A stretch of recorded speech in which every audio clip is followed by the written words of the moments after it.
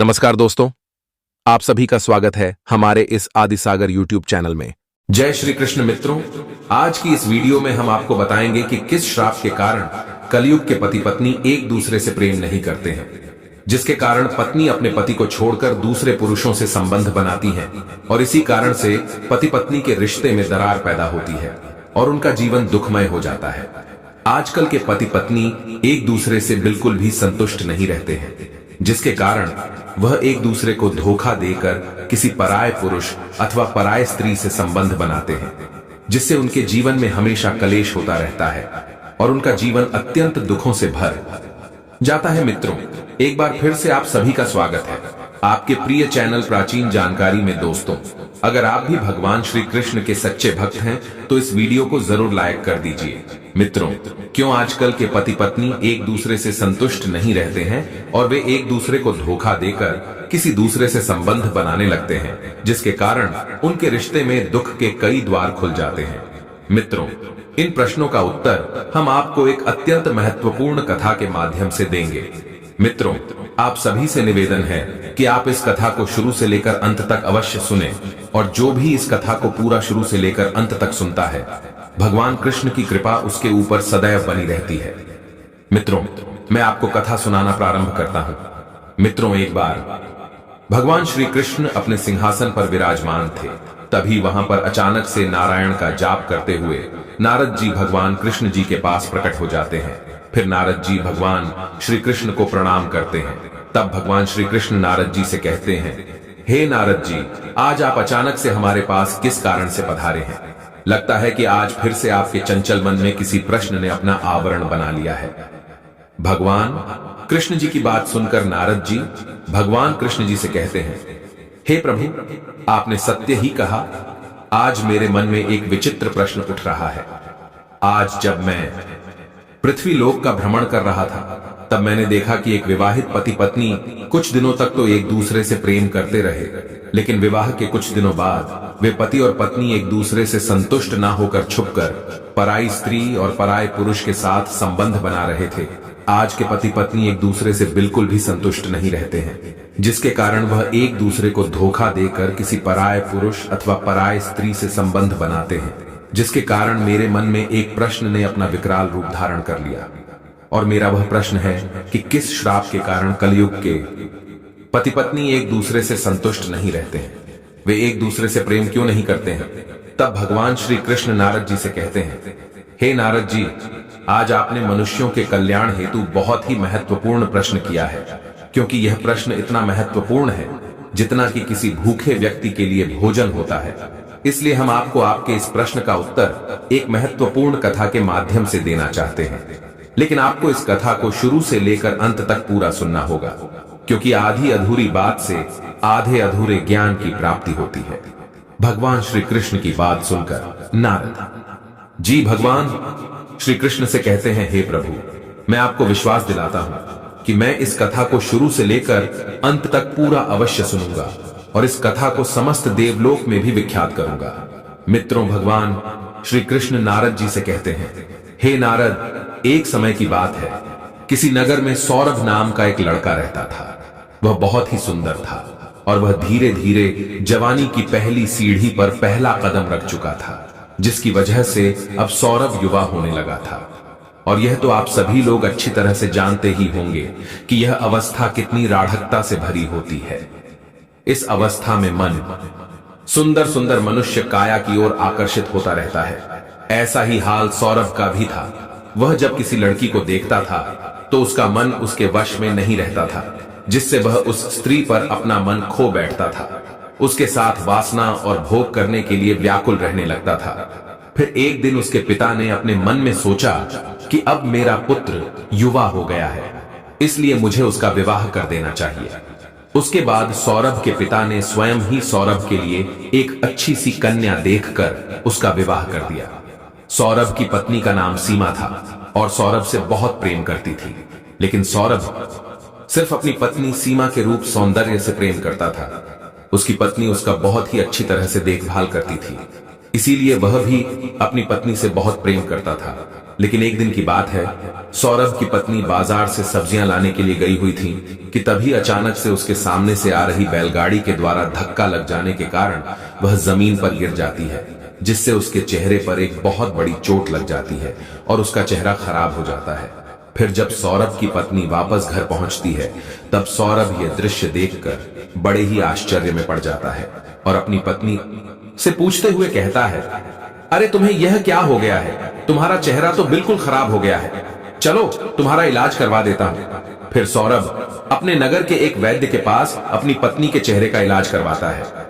उस वैद्य से इलाज करवाने के बाद भी सौरभ की पत्नी का चेहरा बिल्कुल भी ठीक नहीं हुआ था और इन दिनों सौरभ अपनी पत्नी से थोड़ा दूर ही रहने लगा था। धीरे धीरे सौरभ को अपनी पत्नी के साथ संबंध बनाने में संतुष्टि भी नहीं मिलती थी, इसलिए वह बहुत ही निराश रहने लगा था, लेकिन वह यह बात अपनी पत्नी से नहीं बताता था। फिर एक दिन सौरभ की पत्नी अपने पति के पास पहुंचकर उससे कहती है, हे नाथ, मुझे अपने मायके गए हुए बहुत दिन हो गए हैं, इसीलिए आपकी आज्ञा हो तो मैं कुछ दिनों के लिए अपने मायके चली जाऊं। तब सौरभ अपनी पत्नी से कहता है, ठीक है आप चली जाओ, तुम्हारा भी मन बहल जाएगा। उसके बाद सौरभ की पत्नी अपने मायके चली जाती है और इधर घर में सिर्फ सौरभ रह जाता है। एक दिन सौरभ के अंदर वासना के भाव जाग उठते हैं, जिसके कारण वह बहुत ही परेशान था। अभी सौरभ अपने घर में बैठा ही था कि तभी अचानक से उसके घर के सामने से एक सुंदर स्त्री जाने लगी, जिसे देखकर सौरभ उस पर मोहित हो गया। फिर वह उस सुंदर स्त्री के पास जाता है। उस दिन उसके मन में काम वासना के भाव उठ रहे थे, इसलिए सौरभ उस सुंदर स्त्री से मीठी मीठी बातें करने लगा, जिससे उस स्त्री के मन में भी काम वासना भर गई।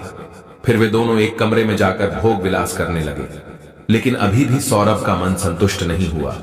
उस दिन के बाद वह प्रतिदिन किसी स्त्री या वैश्या को धन देकर उसके साथ संबंध बनाने लगा था। इस तरह से वह अपने घर का धन खत्म कर रहा था। एक दिन की बात है, सौरभ एक अत्यंत सुंदर वैश्या के साथ भोग विलास कर रहा था।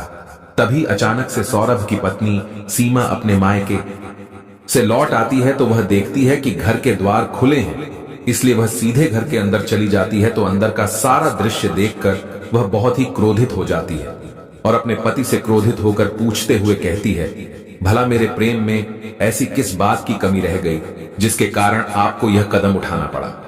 सौरभ अपनी पत्नी के मुख से ऐसी बातों को सुनकर बिल्कुल चुप हो जाता है। तब सौरभ की पत्नी उससे कहती है, क्या हुआ क्या? आपके पास इसका कोई जवाब नहीं है? तो सौरभ की पत्नी कहती है, मैं अभी आपको छोड़कर जा रही हूं।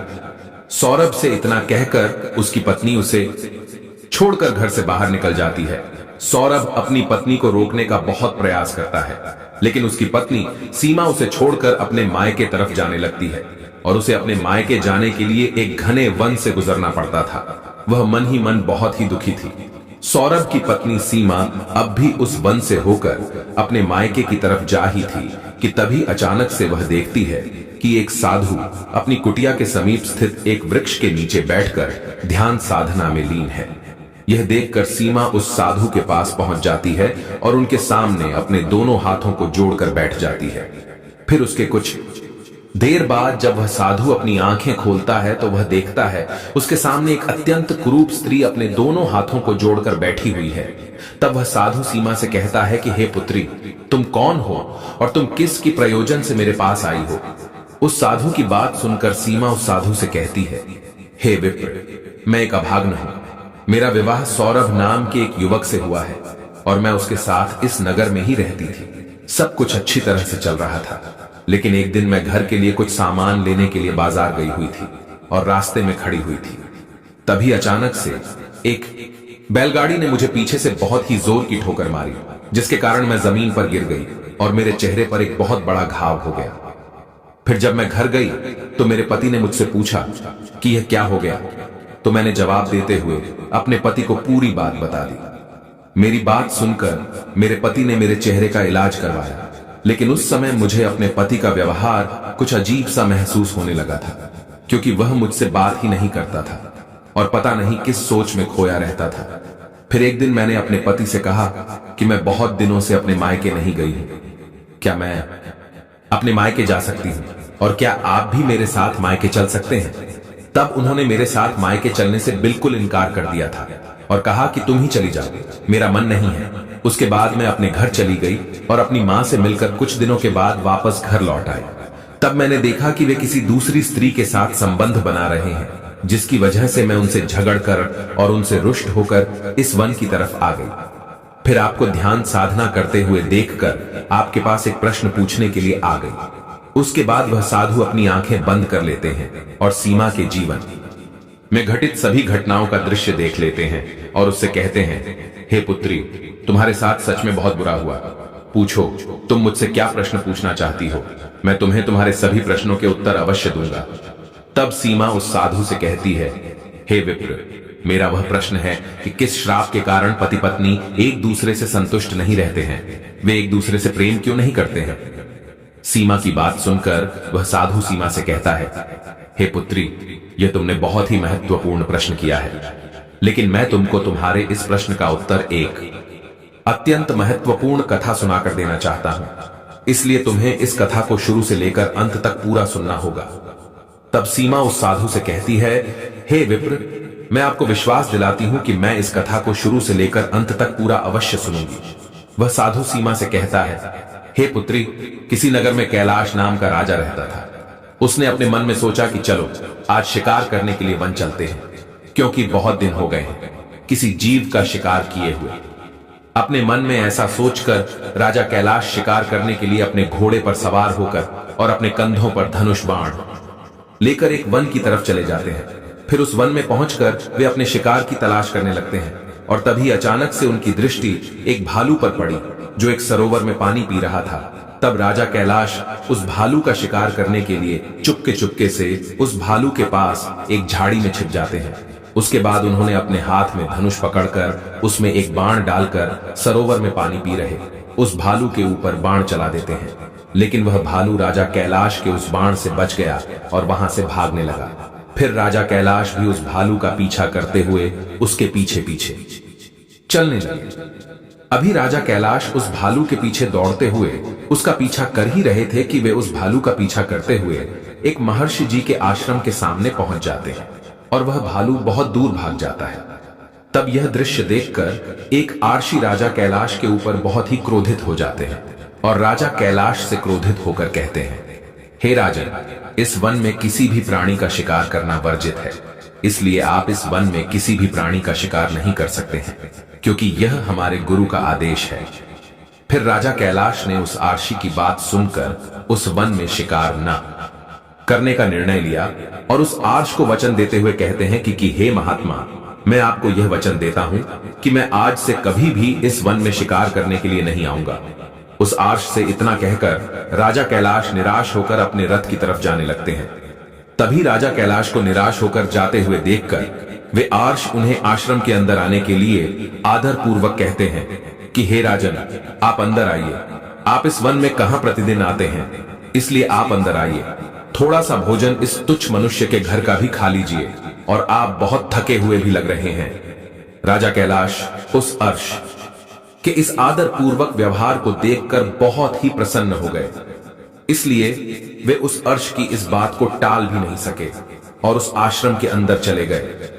फिर उस आश्रम के अंदर जाने के बाद जब उन्हें पता चला कि वह आश्रम महर्षि कश्यप जी का है, तब राजा कैलाश उस आश्रम के अंदर प्रवेश करते हुए महर्षि कश्यप जी को आवाज लगे।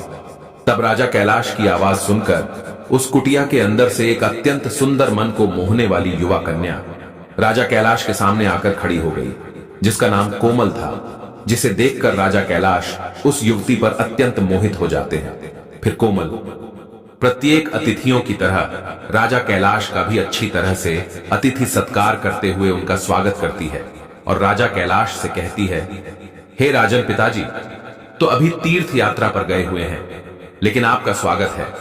फिर कोमल महाराजा कैलाश को भोजन आदि करा के अच्छी तरह से अतिथि सत्कार करती है। कोमल की सेवा भाव से प्रसन्न होकर राजा कैलाश कोमल से पूछते हुए कहते हैं कि हे देवी, आप कौन हैं और आपका क्या नाम है? तब वह कन्या राजा कैलाश से कहती है, हे राजन, मेरा नाम कोमल है और मैं महर्षि कश्यप की पुत्री हूं। कोमल की बात सुनकर महाराज कैलाश बड़े ही आश्चर्य में पड़ जाते हैं और अचानक ही कोमल से पूछते हुए कहते हैं कि हे देवी महर्षि, कश्यप तो आजीवन ब्रह्मचारी हैं, फिर आप उनकी पुत्री कैसे हुई?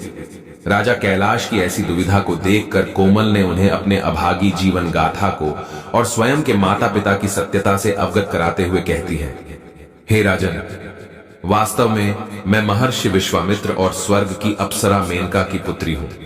मेरे जन्म की बड़ी ही विचित्र कथा। एक बार जब आर्ष विश्वामित्र घोर तपस्या कर रहे थे, तब देवराज इंद्र को लगा कि आर्ष विश्वामित्र की इस घोर तपस्या से उनका सिंहासन छिन सकता है। इसलिए देवराज इंद्र उनकी तपस्या को भंग करने के लिए स्वर्ग की सबसे सुंदर अप्सरा मेनका को पृथ्वी लोक पर भेज दिया था।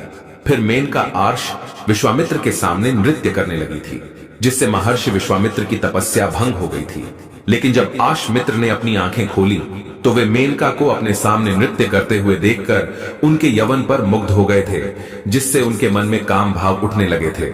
फिर आर्ष विश्वामित्र जी ने मेनका के साथ प्रेम संबंध स्थापित किए थे, जिसके कारण महर्षि विश्वामित्र जी और मेनका के मिलन से मेरा जन्म हुआ था।